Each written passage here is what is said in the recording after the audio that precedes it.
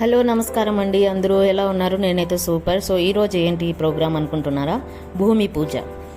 భూమిని మనం దేవతగా కొలుస్తాము. మనం నిద్ర లేవగానే కాళ్ళు కింద పెట్టేటప్పుడు సముద్రవసనే దేవి పార్వతే స్తన మండలే విష్ణు పత్ని నమస్తుభ్యం పాదస్పర్శ క్షమాక్షమే అని చెంపలు వేసుకుంటాం. మన పెద్దలు చెప్పారు ఈ శ్లోకం చెప్పి భూమిపై కాళ్ళు పెట్టమని. ఎందుకు? దేవత గనక. దేవత పైన నేను భారం వేస్తున్నాను గనక ఓ తల్లి క్షమించు అని వేడుకుంటున్నాము. అలాంటి భూమికి సంబంధించిన వంటి పూజ అన్నమాట భూమి పూజ. అయితే ఇండ్లు కట్టుకోవాలి అంటే భూమి పూజ చేయాలా? చాలామందికి తెలియని వంటి ఒక విధానం అన్నమాట భూమి పూజ. అయితే భూమి పూజ అని అందరూ దానిని కరెక్ట్ వేలో చెప్పారనమాట. శాస్త్ర ప్రకారము భూమి పూజకు మనం పర్టికులర్గా యూజ్ చేసే వర్డ్ వచ్చేసి శంకుస్థాపన అన్నమాట. అయితే ఇండ్లు శంకుస్థాపన అంటే ఏంటి అంటే ఇండ్లు కట్టుకునేందుకు మొట్టమొదట్లో చేసే వంటి విధి అన్నమాట. సో శంకుస్థాపన భూమిపై మనం నవధాన్యాలు అన్నీ వేసి అమ్మ తల్లి మా భారాన్ని నువ్వు మోస్తున్నావు, నీకు మా ప్రణామములు అని ఈ విధంగా మనం దేవత భూమి తల్లికి మన ప్రేయర్స్ అనేది చేస్తున్నాం అన్నమాట. సో ఇక్కడ చూస్తున్నారా అన్ని నవధాన్యాలు పళ్ళు పూలు అన్నీ పెట్టి మేమైతే భూమి పూజ అయితే స్టార్ట్ చేసాము. శంకుస్థాపన ఇక్కడ మా డాడీ వాళ్ళు కొత్తతాల్ ప్రొద్దుటూరులో స్టార్ట్ చేశారు ఇక్కడ హోము. సో ఇక్కడ వచ్చేసి పూజ అంటూ మేము వాళ్ళు స్పాన్సర్ కాదు, పూజ నిర్వహించారనమాట. సో ఇక్కడ కోడూరయ్యను పిలుచుకొని వచ్చి ఇక్కడ మేము పూజ అయితే స్టార్ట్ చేసాము. ఇక్కడ మా పేరెంట్స్ను చూస్తున్నారా?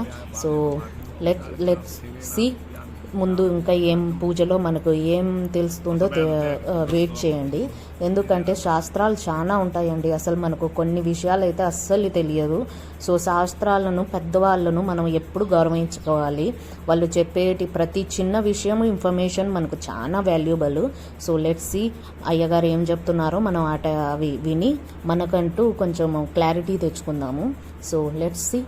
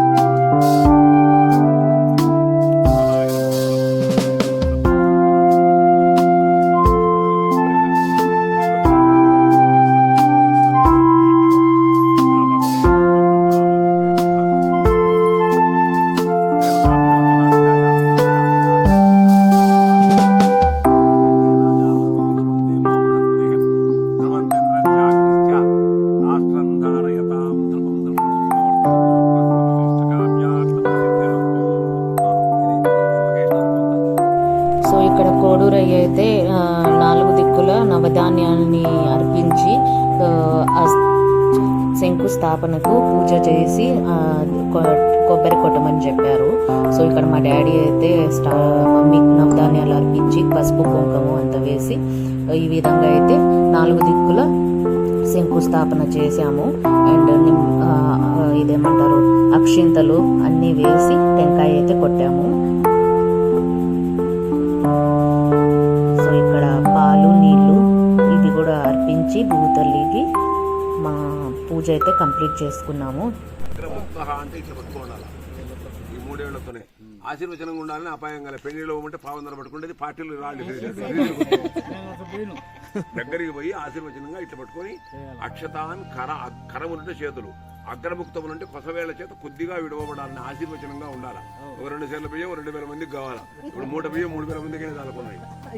అది ఎట్లా పట్టుకోవాలంటే దాని పద్ధతి ఎట్లా పట్టుకోవాలి, అది శాస్త్రం. పుత్రలాభం శత సంవత్సరం దీర్ఘమాయు రోచనో రోచమాన శోభనో శోభమాన కళ్యాణ సిద్ధిరస్తు సర్వాభీష్టవరసిద్ధిరస్తు ధ్రువవిధ్రువం దీర్ఘమాయు సవితాప.